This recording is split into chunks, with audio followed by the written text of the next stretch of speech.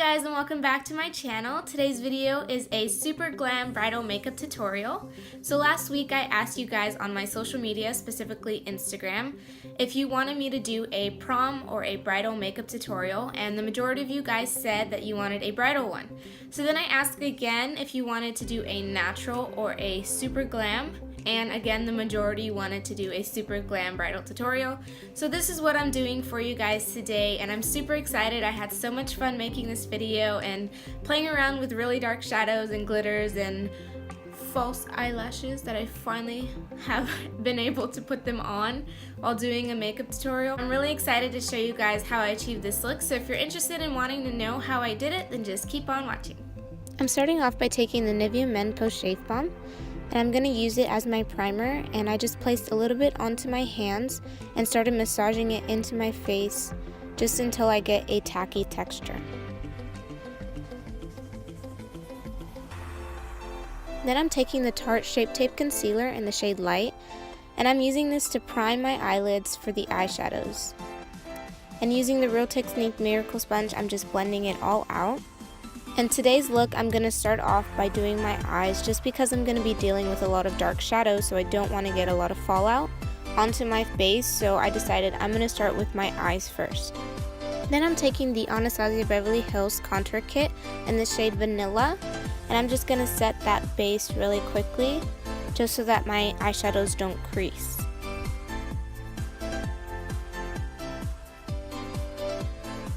The first shadow that I'll be using is in the Jaclyn Hill x Morphe palette, and it's MFEO. And I'm just going to take a small blending brush and just place the shadow exactly where I want it, and I'm starting off in the crease. So I'm just using patting motions just to really place that product exactly where I want it, and then start blending it using windshield wiper motions and circular motions, very lightly, not going any lower than my crease.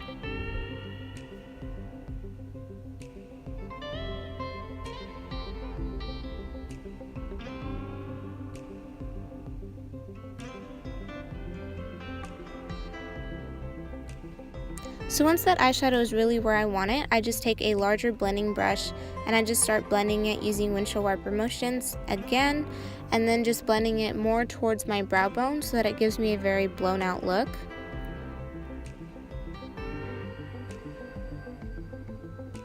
The purpose of all this blending is just to make sure that I have a good transition shade and that there are no harsh lines in this eyeshadow look.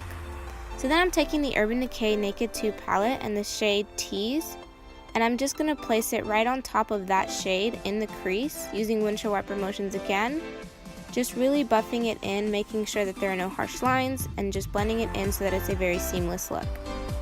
I love this palette because it has so many cool tone shades. It might be an oldie, but it definitely is a goodie, and I love it because it's going to go really well with all the silver shades that I'm going to use later.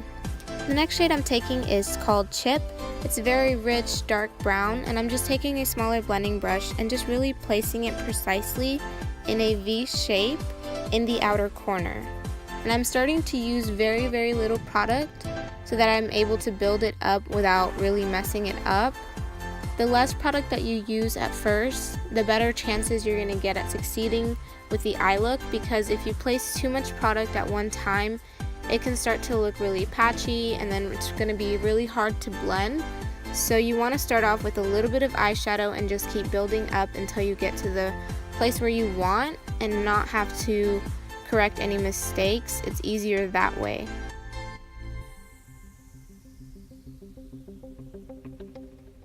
And once I've placed it in a V shape, I just start blending it into the crease with the other two shades that we've already placed. And I go back in with that large blending brush just to make sure that we don't have any harsh lines and just make it seamless. Then I'm taking a small flat brush in the shade Verve, and I'm just going to start patting this silvery shade.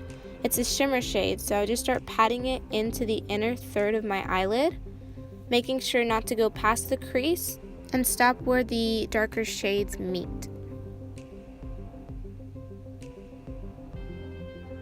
Because the shimmer shade isn't as pigmented as I would like it to be, I'm going to go in a couple times just until I get the pigment that I would like, and then go over top with an even more pigmented shimmer later on.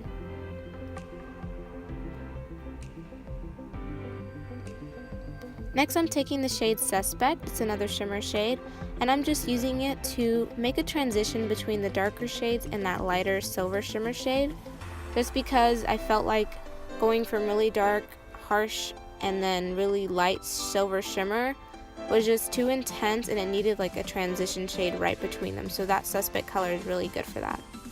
Then I'm taking a small blending brush again and using the shade Busted in Blackout, and I'm just placing it on the outer third in that little pocket where I put the V shape, and I'm just creating more depth in the look and just placing a little bit again, not using too much product all at once so that I'm able to build up to the intensity that I'm looking for without getting a lot of fallout.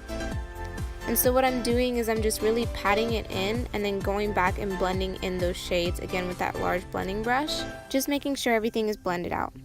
Then I'm taking an eye shimmer roller in the shade Silver, and I'm placing it on top of where I already had that other silver shimmer shade, and I'm just patting it in, really blending it out. Because this is a glitter, you have to use a little bit and just build up as well, because it does fall out really easily. So I'm just barely patting it into where I already have the other shade and then adding more as I go. Then I'm taking an eye pencil and I'm just going to tightline my eyes. And then using the Master Precise eyeliner by Maybelline, I'm going to create a winged eyeliner. And I always like to start in the inner corner, just making a very thin line. And using a light hand, I'm just extending it until I go to the outer corner. And I just kind of pull it all together, meeting in the middle. Then I'm just taking some mascara and I'm going to coat my lashes lightly. Because I'm going to be using falsies, I don't need a lot of mascara, so I'm just putting a very light coat. Eyebrows and lashes on. Next I'm taking the shade Beam, and I'm going to use this shade just to highlight my brow bone and my inner corner, and I'm taking a smudger brush and just placing it in those places very lightly until I get the highlighted look that I like. And I just start by placing it on my brow bone and just very lightly blending it in.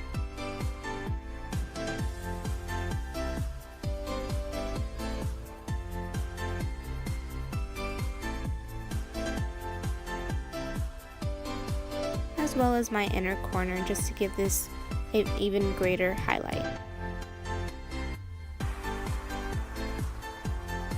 Now I'm going to do my face, and I'm taking the Lancôme Ultra Wear Foundation and a flat brush, just going to place the foundation on my face. And I'm going to put even more foundation than I usually do, just because I want a very full coverage look.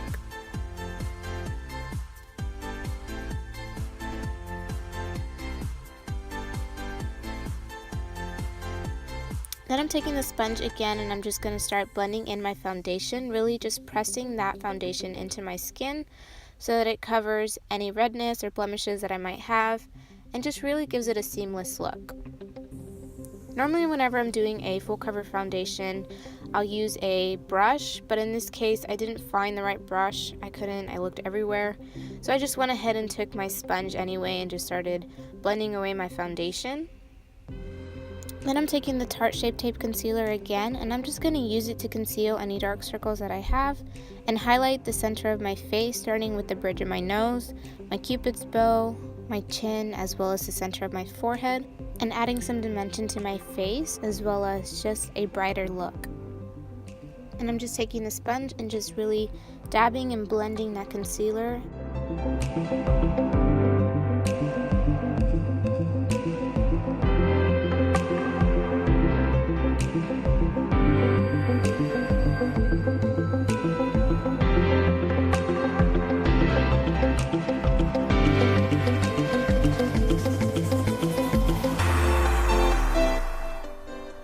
Taking the Anastasia Beverly Hills Contour Kit again, and I'm going to take the shade Vanilla, and I'm just going to use this to set my under eyes where I place the concealer, and just very gently dabbing that right on top underneath my eyes, just so that I don't have any creasing throughout the day, and then it lasts all day, as well as give it a brighter highlighted look.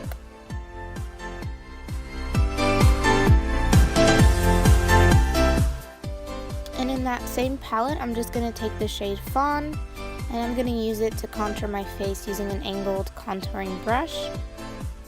And like everything else, I'm only going to use a little bit at a time just to make sure that it doesn't come out patchy or muddy. I just want to use it so it's easy to blend and it gives me a good shadow, so that if I'm taking photos or anything, it looks like I have these carved out cheekbones, which I normally don't, but that's what contouring is for. So I'm just placing it in the hollows of my cheeks as well as my forehead.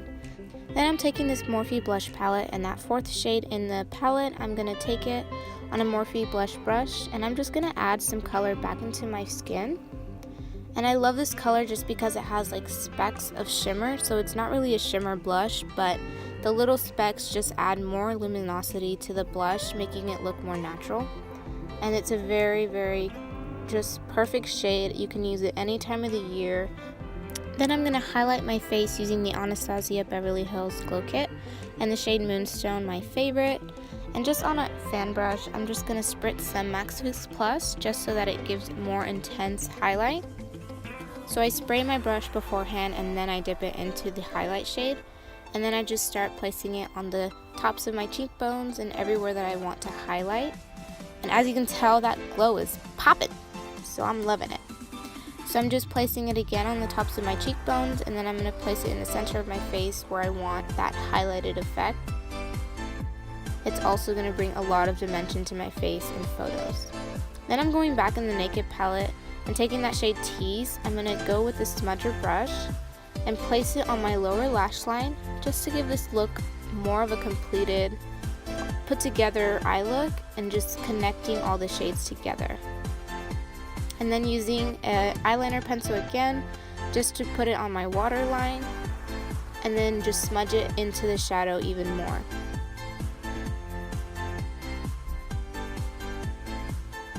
Then I'm just going to complete this look using some liquid lipstick by NYX. This is their lingerie selection of liquid lipsticks. And I love this because it's like a natural nude. You can really do anything with this look. If you want to go more dramatic, you can use a bright red. But I wanted to go more neutral and timeless. And then just to finish off, I'm going to spritz some Max Fix Plus on my face to set my face so that my makeup lasts all day long. And this is the completed look, guys.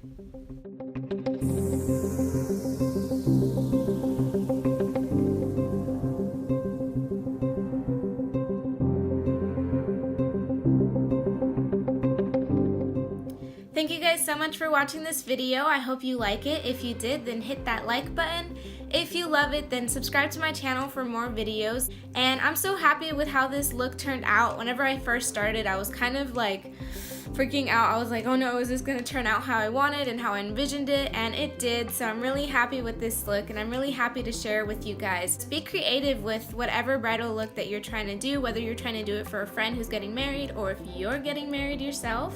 This can work for so many different color schemes that you're doing, so it's a very timeless bridal look. I post videos every single Monday, so I'll see you guys next week. Bye!